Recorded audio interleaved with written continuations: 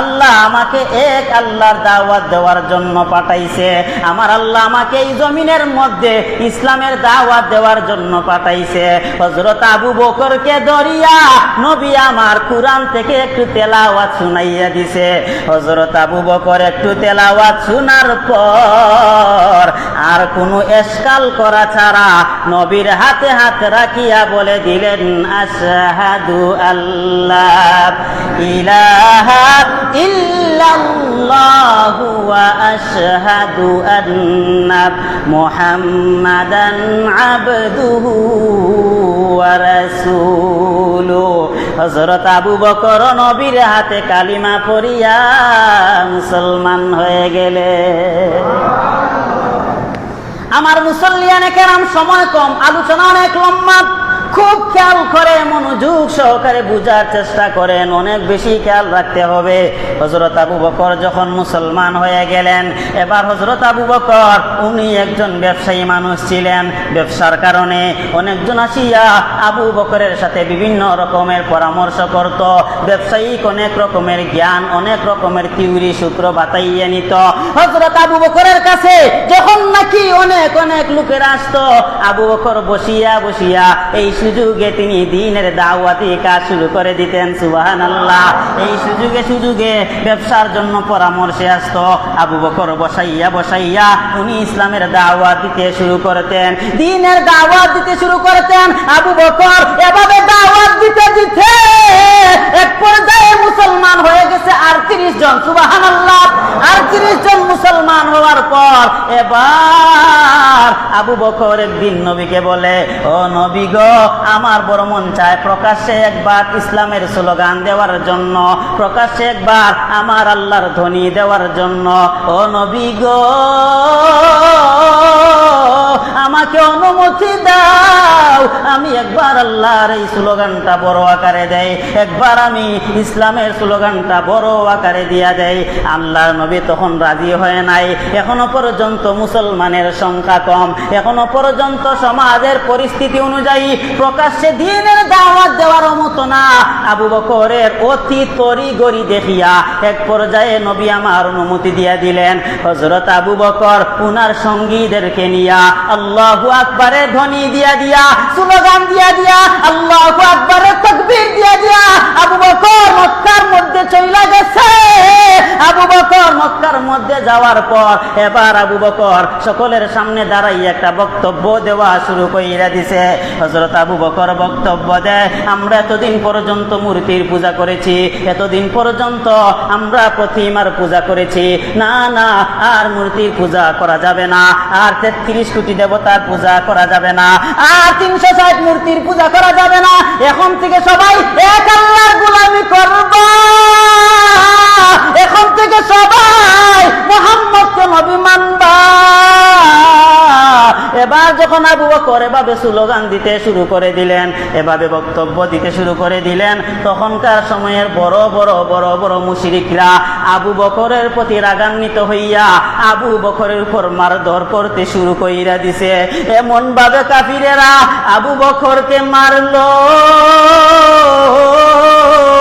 আবু বকরকে পায়ের নিচে ফালাইয়া এমন জোরে মারতে শুরু কইরা দিছে। আবু বকর বার গাইতে গাইতে এক পর্যায়ে আবু বকর অজ্ঞান হয়ে গেছে। আবু বকর অজ্ঞান হয়ে জমিনের মধ্যে পড়ে গেছে। আবু বকর যখন জমিনের মধ্যে পড়ে গেছে, আবু বকরকে উনার আত্মীয় স্বজনরা বিশ্রামে নিয়ে যায়। আবু বকর লম্বা সময় অজ্ঞান।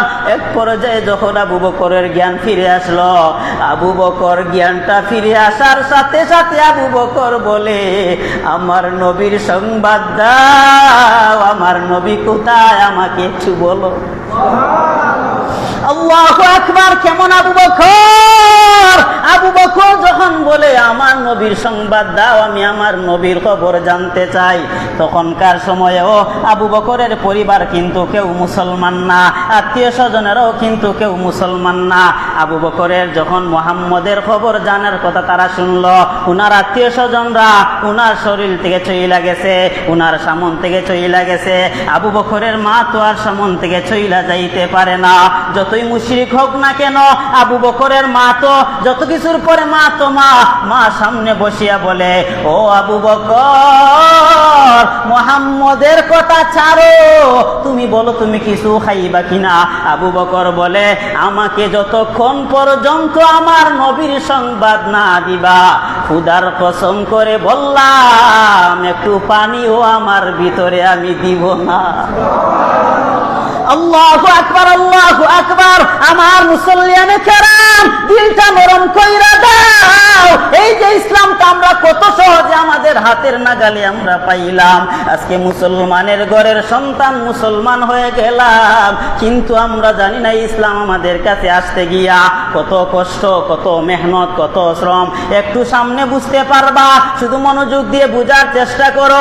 হযরত আবু বকর বলে, নবীর সংবাদ দাও। এক পর্যায়ে মা না পারতে নবীর সূত্র নিল, নবীর খবর নিল। নবীর খবর নিয়ে যখন নবীর কাছে নিয়ে যাওয়া হইল, নবীর কাছে যাওয়ার পর আবু বকর বলে, নবী গো, আমার যত রকমের যত কষ্ট ছিল, শরীরের মধ্যে যত আঘাত ছিল, যত রকমের কষ্ট ছিল, আমি যখনই আপনার চেহারা দেখলাম, আপনাকে দেখা মাত্রই আমার সকল রকমের কষ্ট মুহূর্তে ম্লান হয়ে গেল। আল্লাহু আকবার, আল্লাহু আকবার। দেখেন, নবীকে দেখা মাত্র উনার পেটের খিদা পর্যন্ত চলে গেছে, সকল রকমের কষ্ট দূর হয়ে গেছে। হযরত আবু বকরের শরীরের মধ্যে নির্যাতন আর নির্যাতন নবীকে মানার কারণে। ভালো করে বুঝেন, এখনো কিন্তু প্রকাশ্যে দাওয়াতটা দেওয়া হয় নাই। এর কিছুদিন পরে আমার আল্লাহ আমার নবীকে বললেন, নবী গো, আর গোপনে দাওয়াত দিলে চলবে না। ও নবী গো, এবার আপনি প্রকাশ্যে দ্বীনের দাওয়াত দেওয়া শুরু করেন। নবী আমার এবার প্রকাশ্যে দ্বীনের দাওয়াত দিবেন। আয়াত নাজিল হয়ে গেল, ওয়া আনজির আশিরাতাকাল আকরাবিন। নবী আমার এই আয়াতের মাধ্যমে নবী আমার প্রকাশ্যে দ্বীনের দাওয়াত দেওয়া শুরু কইরা দিছে। এবার নবী প্রকাশ্যে দ্বীনের দাওয়াত দেয়, পাহাড়ের উপরে উঠিয়া সবাইকে জমা করিয়া যখন প্রকাশ্যে দ্বীনের দাওয়াত দেয়। এবার এতদিন পর্যন্ত 40 বছর পর্যন্ত যারা নবীকে আল আমিন বলতো, বিশ্বস্ত বলতো, ভালোবাসতো, তারা এবার নবীকে আর আল আমিন বলে না। এবার তারা বলে, এই মুহাম্মদ তো আমাদের মূর্তির বিরুদ্ধে কথা কয়, মুহাম্মদ তো আমাদের লাত উজ্জার বিরুদ্ধে কথা কয়। ভালো করে বুঝেন, মুহাম্মদ আমাদের বিরুদ্ধে কথা বলে। না না, এই মুহাম্মদকে তো আর ভালোবাসা যাবে না। আমার ভাইয়েরা, আমি অনেক আগে এই জায়গার মধ্যে লম্বা আলোচনা করেছিলাম সূরা ইখলাসের তাফসীরের মধ্যে। এখন আর এই জায়গায় সময় দেওয়ার টাইম নাই। ভালো করে বুঝেন, এবার নবী যখন দাওয়াত দিলেন, এবার সমস্ত মুশরিকেরা নবীর বিরুদ্ধে লাইগা গেছে, কিন্তু নবীকে তো সরাসরি কিছু বলা যায় না, কারণ নবীর চাচা আবু তালেব এখনো জমিনের মধ্যে আছে। সবাই একটা মজমা বানাইয়া আবু তালিবের কাছে চলে আসছে। আবু তালিবের কাছে আসিয়া বলে, ও আবু তালেব, তুমি তোমার বাতিজাকে সামলাও, তোমার বাতিজা তো আমাদের মূর্তির বিরুদ্ধে কথা কয়, আমাদের দেবতার বিরুদ্ধে কথা কয়। এবার তাদেরকে সান্ত্বনা দিলেন, আচ্ছা তোমরা যাও, আমি এই ব্যাপারটা দেখবো। আমার মুসল্লিয়ানে কেরাম, আবারও বলছি মনোযোগ আমার দিকে দিয়া দাও। এবার যখন নবীকে ডাক দিলেন, নবীকে ডাক দিয়া চাচা আবু তালেব বলে, আমার বাতিজা মুহাম্মদ, তুমি নাকি তাদের মূর্তির বিরুদ্ধে কথা বলো, তুমি নাকি তাদের দেবতার বিরুদ্ধে কথা বলো। ও আমার বাতিজা, এখন তুমি তাদের বিরুদ্ধে বলো না, তুমি এমন কোনো কাজ করো না যেটা তুমিও সামাল দিতে পারবে না, আমি নিজেও সামাল দিতে পারবো না, এমন কোনো কাজ তুমি করো না। ও বাতিজা, আপাতত তুমি মূর্তির বিরুদ্ধে কথা বইল না, দেবতার বিরুদ্ধে কথা বইল না। এবার নবী আমার জবাব দেয়, ও আমার চাচা, আপনার বক্তব্য তো শুনলাম, এবার আমার বক্তব্যটাও একটু পরিষ্কার ভাবে শুনে নাও। আকাশে আকাশের সূর্যটা যদি আমার ডান হাতে আনিয়া দাও, আকাশের চন্দ্রটাকে যদি আমার বাম হাতে এনে দাও, আর বলো আমি এই কাজ থেকে বিরত থাকার জন্য আমি আল্লাহর জাত ও সিফাতের কসম করে বললাম, আমার আল্লাহ আমাকে যেই কাজের জন্য পাঠাইছে আমি একটা মুহূর্তের জন্য আমি এই কাজ থেকে বিরত থাকতে পারবো না। আমার মুসল্লিয়ানে কেরাম এই কথা বলিয়া নবী চোখের পানি ফালাইয়া কান্না করতে শুরু কইরা দিছে। কারণ হলো আপন চাচা হইয়া আমাকে এই কাজের মধ্যে বাধা দেয়। চোখের পানি ফালাইয়া নবী কান্না করে। আবু তালেব উনার কাছে কিন্তু উনার বাবা নবীকে সুপর্দ করে গেছেন, আমার নাতি যাতে কোনোভাবেই কোনো কষ্ট না পায়। আবু তালেব চিন্তা করলো, হায় হায় আমি তো আমার বাতিজাকে কষ্ট দিয়া দিলাম। এবার আবু তালেব ঘোষণা দে, ও বাতিজা আমার শুনো, তুমি যেই কাজের জন্য আসছো তুমি তোমার কাজ চালাইয়া যাও। আমি তোমার চাচাও প্রকাশ্যে ঘোষণা দিয়া দিলাম, তুমি এই কাজ করতে গিয়া যদি তোমাকে কেউ কোনো আঘাত করে, আগে তুমি তোমার চাচার গায়ে আঘাত করতে হবে। তোমার চাচাকে উপেক্ষা করে তুমি বাতিজার গায়ে একটা ফুলের টুকাও আমি হতে দিব না।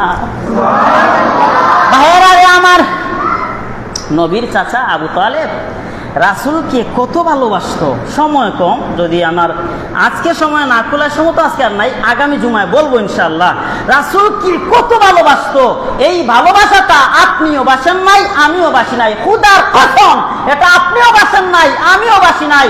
রাসূলকে এত ভালোবাসতো রাসূলের চাচা আবু তালেব। সুবহানাল্লাহ বলেন। যদি সময় মিলে আগামী জুমায় বলবো।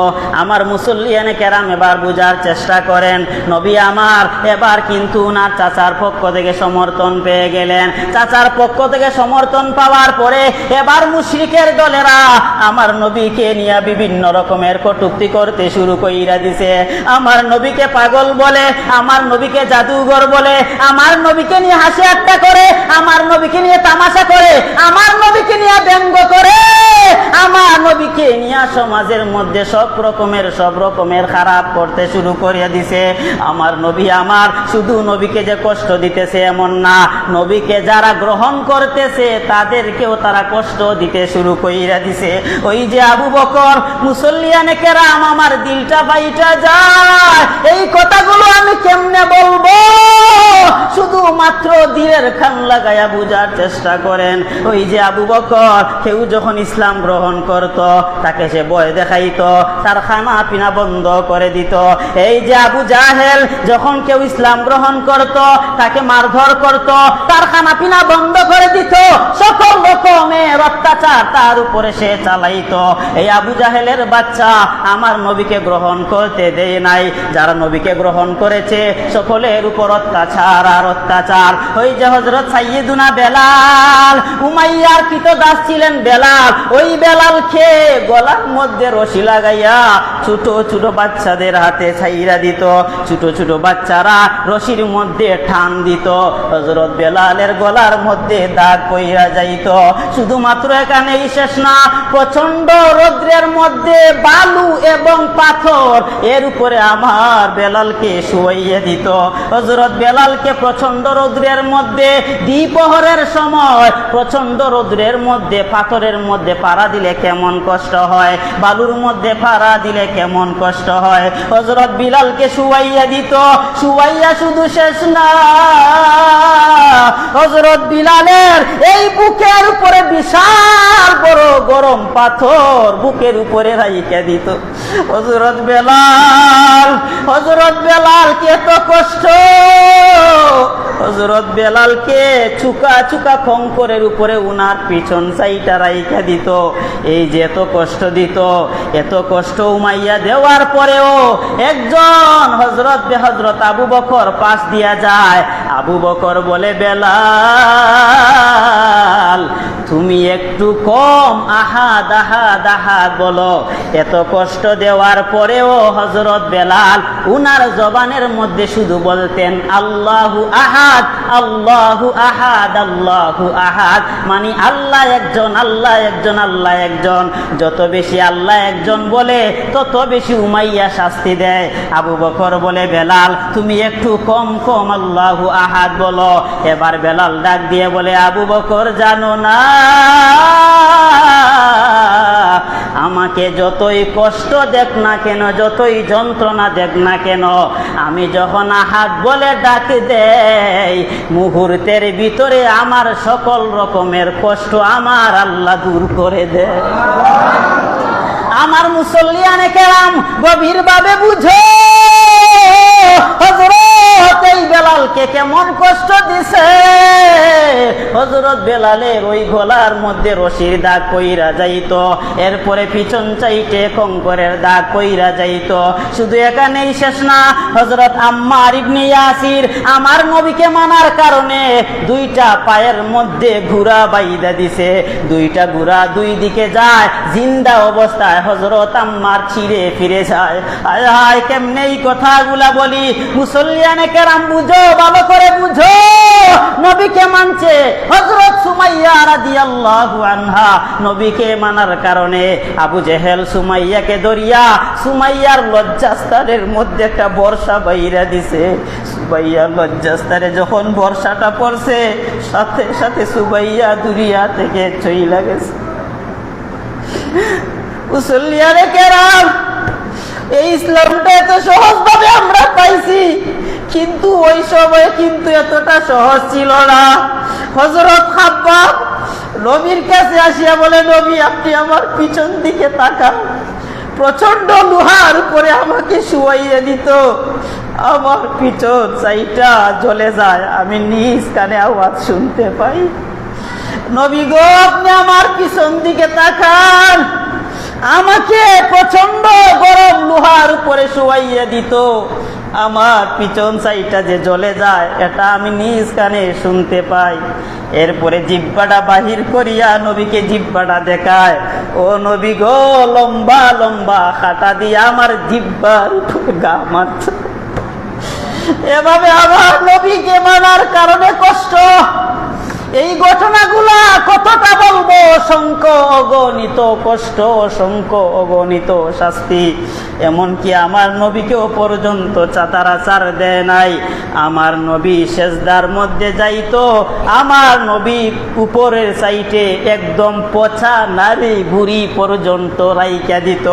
হযরত ফাতেমা একদিন নবীর উপরের মধ্যে পচা নারী বুড়ি নিজ হাতে উনি সরাইছে।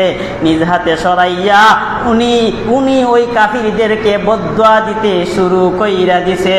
আমার নবীর উপরের মধ্যে দিয়া দিছে একদম পচা নারী বড়ি। শুধু এখানেই শেষ না, আমার নবীর এই গলার মধ্যে গামছা পেঁচাইয়া রাস্তার মধ্যে পর্যন্ত নবীকে টান দিছে। ও আমার মুসল্লিয়ানে কেরাম, এত কষ্টের পরেও আমার নবী একটা মুহূর্তের জন্য ইসলাম থেকে পিছপা হয় নাই। আমার নবীর এত মেহনত, এত কষ্ট, এত শ্রমের পরে আজ আমরা সহজভাবে ইসলাম পাইলাম। অথচ এই ইসলাম আমাদের কাছে আসতে গিয়া কিন্তু কম কষ্ট হয় নাই। এখন আপনারা যদি এই ইসলাম সহজভাবে পাইয়া এই ইসলামটা না মানেন, ইসলামের রুকন আর কান মানিয়া না চলেন, তাহলে আমাদের মতো কপাল পুরার কেউ হতে পারে না। সময় যেহেতু নাই, দীর্ঘায়িত আলোচনা করতে পারলাম না। এই যে নবীকে আমার নবী নিজ মুখে বলে, ও সাহাবায়ে কেরাম, আমি নবীকে তারা ইসলামের কারণে এত আঘাত, এত নির্যাতন আর এত কষ্ট দিছে। আমি নবীকে যেই কষ্ট দিছে, এই কষ্টটা আর কাউকে তারা দেয় নাই। তারপরেও নবী আমার একটা মুহূর্তের জন্য এই ইসলাম থেকে পিছপা হয় না। ইসলামের দাওয়াত নবী দিয়েই গেছে। সুবহানাল্লাহ, ইসলামের দাওয়াত নবী দিয়েই গেছে। তখনকার সময়ে তো নবীকে এত কষ্ট দিয়েছে। তবে এই জায়গা থেকে সুস্পষ্ট ভাষায় একটা আমি কথা বলি, আমার মনের কথা, আমার দিলের কথা। বর্তমানে যে নবীর কারণে, যে নবী কাবার গিলাফ ধরে ধরে আমাদের জন্য কেঁদেছেন, যেই নবী কাবার দরজা ধরে ধরে আমাদের আমাদের জন্য কেঁদেছেন, যেই নবী কাবার দেওয়াল ধরে ধরে আমাদের জন্য কেঁদেছেন, যেই নবী মাকামে মাহমুদে শুয়ে থাকবেন, আমাদেরকে যতক্ষণ মাফ করা না হবে নবী সিজদা থেকে মাথা তুলবে না, যেই নবী আমাদেরকে হাসরের ময়দানে হাউজে কাউসারের পানি পান না করালে আমাদের পিপাসা নিবারণ হবে না, এই নবীকে নিয়ে বর্তমানে কোন কুলাঙ্গার যদি কথা বলে, রাসূলের আদর্শ নিয়ে কথা বলে, আপনাদের খবর আমি জানি না, আমার ব্যাপারে আমি এতটুকু বলতে পারি, রব্বে কাবার কসম, রব্বে যুল জালালের কসম, রব্বে জালালিয়াতের কসম করে বলছি, ততক্ষণ পর্যন্ত দুনিয়া থেকে তাকে বিদায় না করছি, একটা মুহূর্তের জন্য পিছপা হবে না, পিছপা হবে না, পিছপা হবে না, ঠিক কিনা বলেন? একটা মুহূর্তের জন্য রাসূলের কোন দুশমনের সামন থেকে সরা যাবে না, যতক্ষণ পর্যন্ত এই দেহে প্রাণ চলবে, রক্ত চলবে, রাসূলের দুশমনের বিরুদ্ধে লড়াই চলবে, লড়াই চলবে তো চলবে, হয়তো সে দুনিয়া থেকে যাবে, না হয় আমি নিজে শহীদ হয়ে যাব, শহীদ হতে না হতেই সরাসরি জান্নাতে চলে যাব। রাসূলের জন্য জীবন দেওয়া যাবে না ইনশাআল্লাহ? আজকে বলেন, জীবন দেওয়া যাবে না ইনশাআল্লাহ? শুধু এখানে মসজিদে হাত তুলে বললাম হুজুর ইনশাআল্লাহ, যখন পুলিশ দেখলাম জুতা তৈয়ে দৌড়, নাকি? চলবে না। অনেকজন আছে জুতা তৈয়ে দৌড় দেয়, ভাই জুতা এটা নিবে না, না আরেক জোড়া নতুন কিনা নিবে, এই জোড়া লাগবে না। এটা হলো আমাদের ভালোবাসা, বুকটা টান টান করে দিতে হবে যে রাসূলের ভালোবাসায় আমার বুক টান করে দিলাম। আরে ভাই কোনো আমল টামল তো আমাদের নাই, যদি রাসূলের প্রেমে আমাদের জীবন চলে যায়, একদিকে মরবেন, অন্যদিকে নবী আপনার সাথে মুলাকাত করে নবী নিজে জান্নাতে নিয়ে যাবে, সুবহানাল্লাহ। রাসূলের জন্য যদি জীবন কখনো দিতে হয়, দেওয়া যাবে তো ইনশাআল্লাহ? আল্লাহ পাক আমাদের সবাইকে কবুল করুন, জুড়ে বলুন আমিন। আজ আমাদের রানিং তৃতীয় জুমা চলে রাসূলের জীবনী সংক্রান্ত আলোচনা। আরো এক জুমা যদি আল্লাহ রাসূলের জীবনী আলোচনা করা হয় কষ্ট হবে? আপনারা তো শুনতে চান, আমি কি বলবো? বয়ানের শুরুর দিকে যেই হালতে কথা চলে, বয়ান বন্ধ করে তাদেরকে বন্ধ করার সুযোগ তো নাই, না হয় এই বয়ান বন্ধ করে দেবে। অথচ রাসূলের জীবনী আলোচনা চলছে, এখানে আলোচনা চলছে। আপনারা আগে ভাগে আসেন, জুমার দিন সব রকমের কাজকে পিছনে ফেলে আগে ভাগে আসেন, জুমার দিনটা আল্লাহর জন্য দেন।